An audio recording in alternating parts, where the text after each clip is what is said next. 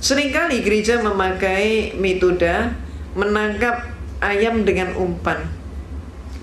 Artinya kalau saya ingin menangkap ayam, saya tidak perlu mengejar ayam.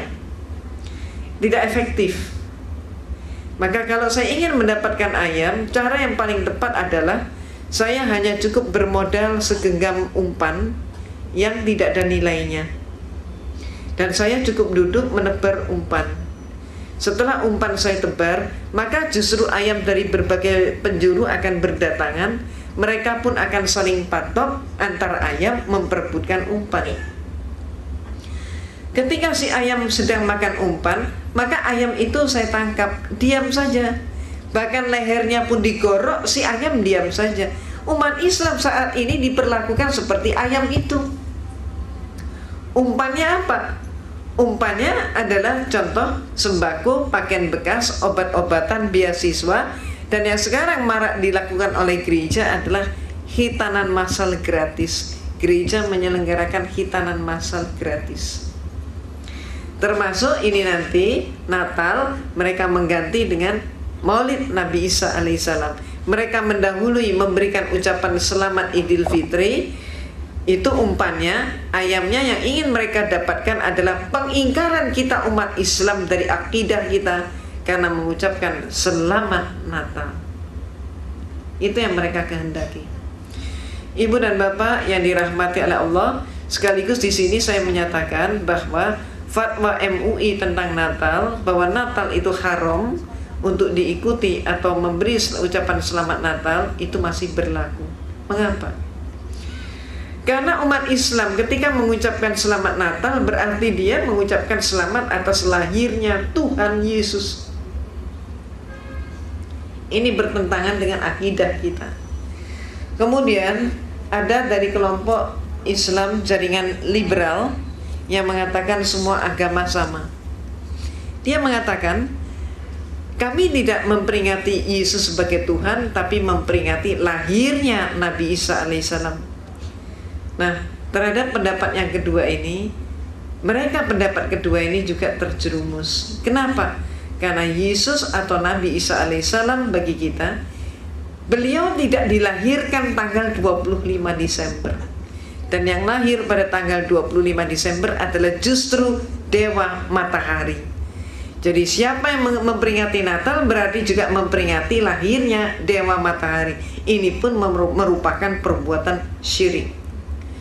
Ibu dan bapak yang dirahmati oleh Allah, itulah sebabnya saya bawakan contoh buku yang saya tulis.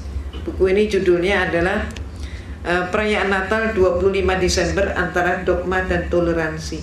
Buku ini mengupas habis Natal itu apa, sejarahnya apa, kemudian kenapa pakai pohon cemara. Padahal seluruh Palestina bapak dan ibu tahu nggak ada pohon cemara yang hidup di sana. Lah Yesus lahirnya di mana? Di Palestina, di Bethlehem. Bethlehem nggak ada pohon cemara sampai hari ini. Nah lalu kenapa pakai pohon cemara? Ada alasan apa? Ini adalah masalah kepentingan politik Romawi untuk menjajah Jerman saat itu. Kemudian kenapa Yesus dikatakan lahir 25 Desember? Padahal Bible tidak berbicara begitu. Baru mulai abad ke-5 mereka merayakan Natal. Mengapa? Kembali lagi alasan politik. Saat itu rakyat Romawi tidak mau masuk dalam agama Katolik, sedangkan kaisarnya sudah masuk Katolik. Maka kenapa dicari sebabnya? Orang Romawi kenapa tidak mau masuk agama Katolik? Karena mereka takut kehilangan pesta pora yang sudah menjadi pesta rakyat tiap tanggal 25 Desember dalam rangka memperingati kelahiran Dewa Matahari. Pesta itu demikian meriah. Laki, perempuan, tua, muda, besar, kecil keluar dari rumah, bawa makanan, bawa minuman, bawa alat musik. Mereka nari, nyanyi sampai mabuk, sampai teler sepanjang malam sampai pagi. Ketika kemudian mereka disuruh pindah agama, diinstruksikan oleh kaisarnya begitu, mereka nggak mau, takut kalau pesta itu hilang. Disinilah pinternya gereja dan pinternya kaisar. Kemudian diumumkan oleh Konstantin, kamu semua nggak perlu khawatir, pesta 25 Desember akan tetap berlangsung karena Yesus itu lahirnya pada tanggal 25 Desember. Orang Romawi yang menyembah Dewa Matahari diberitahu bahwa Yesus lahirnya tanggal 25 Desember, mereka menyimpulkan, oh kalau begitu Yesus adalah putra Dewa Matahari, diiyakan oleh gereja dan oleh Konstantin.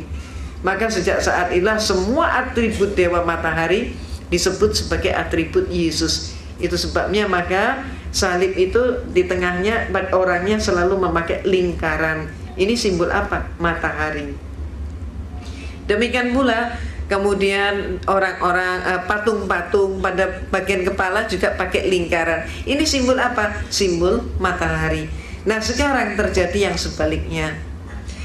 Pada periode yang lalu, gereja gencar sekali mengajak umat Islam untuk mengadakan dialog, diskusi, ataupun juga dengan seminar. Topiknya berkisar masalah mencari persamaan tauhid Islam dan Kristen, atau dengan tema yang mirip, yaitu kembali pada milah Nabi Ibrahim alaihissalam bahwa semua agama sama. Mereka menanamkan pengaruhnya kepada tokoh-tokoh kita bahwa semua agama sama. Akibatnya apa? Akibatnya ada tokoh-tokoh yang terpengaruh sampai di Indonesia lahirlah yang disebut jaringan Islam liberal dengan konsep semua agama sama. Nah, ketika umat Islam sudah mengikuti konsep tersebut sebagian ini, maka orang Kristen mereka tidak berhenti di situ, mereka sekarang maju lagi. Jadi sekarang Kristen itu gereja seluruhnya bahkan di dunia menyatakan tidak sama antara Islam dan Kristen. Lebih lanjut mereka mengurai tidak sama antara Allahnya Islam dan Tuhannya Kristen. Dan mereka mengatakan Allahnya Islam itu adalah Allah yang tidak bisa dipegang dan tidak bisa dipercaya. Tuhannya Kristen adalah Tuhan cinta kasih.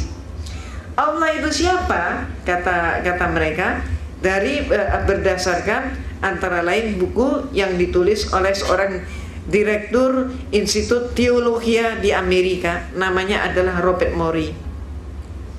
Bukunya ini Islamic Invasion. Buku ini lebih kejam daripada buku The Satanic Verses yang ditulis oleh Salman Rushdie. Ini lebih kejam, lebih kasar. Dan buku ini sekarang sudah menjadi panduan pendeta dan penginjil di seluruh dunia. Ini hanya kulitnya yang berbahasa Inggris, dalamnya sudah berbahasa Indonesia. Dan buku ini sekarang diproduksi massal secara besar-besaran. Dan karena dipikir oleh mereka kita umat Islam masih diam, maka buku ini pun berlanjut, bahkan mereka memakai komik-komik. Dan komiknya setiap ibu bapak bisa mengaksesnya lewat internet.